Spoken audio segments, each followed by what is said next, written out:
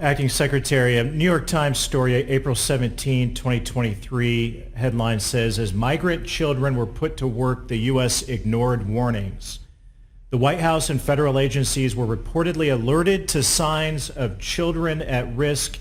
The warnings were ignored or missed. It goes on and says thousands of children have ended up in punishing jobs across the country, working overnight in slaughterhouses, replacing roofs, operating machineries in factories, all in violation of child labor laws, a recent New York Times investigation showed. I think you know by now, reportedly hundreds of thousands of illegal children have entered our workforce in dangerous jobs. And this story says that you and this administration have completely ignored what I believe is another example of the biggest humanitarian crisis in American history. What the heck are you doing about it? Thank you, Congressman, for that.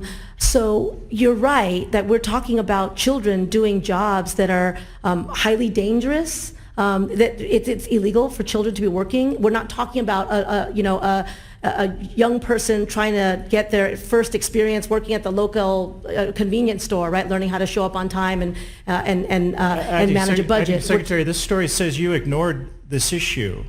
I know you just said I'm right, but why is your department ignoring hundreds of thousands of children illegally in the workplace working in unsafe conditions? What are you doing about it? Thank you, Congressman, for that. You're right. Let me be pointed about this. So I don't believe the story said that the Department of Labor was not doing what we need to do. In fact, I believe the stories came out because the Department of Labor was doing our job.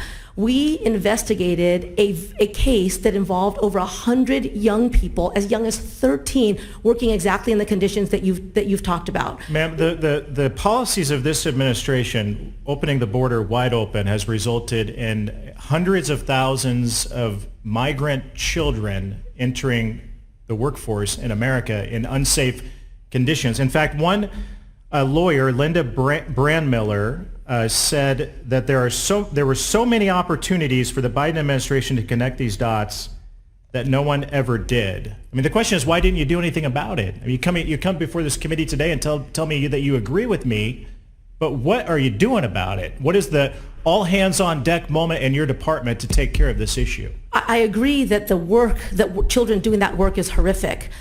This is also related to our budget request, which is to make sure that the Department of Labor has the resources to investigate all the cases. But the reason that those cases are in the news... The Trump administration was night and day different on this than your administration. In fact, since the Biden administration started, we've seen a 69% increase in child labor violations because of the open border policies that have flooded this country, in this case with reportedly over 250,000 kids coming into our country, entering unsafe conditions. And I'm glad you're here to tell us that you agree with me, but I don't think you're doing, the New York Times even says that you're ignoring it. In fact, let me go on because this is, it's really incredible. Secretary Mayorkas in April was asked before the Homeland Security Committee in the Senate about this catastrophe. And you know what he said? He shifted the blame. He said, it's your fault.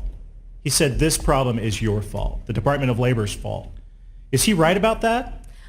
Sir, I agree that children should not be doing these kinds of jobs, and I agree that we should do everything we can within our, it is our responsibility as the Department of Labor to crack down on child labor by doing investigations and making sure that employers who profit from this kind of labor are held accountable. That is what we did in the case, the PSSI case is probably the one that's in that news article because that is the case that helped to bring this issue to light, and I think it's a positive thing that we are talking about this issue to try to crack down. I'd like to enter this New York Times story for the record.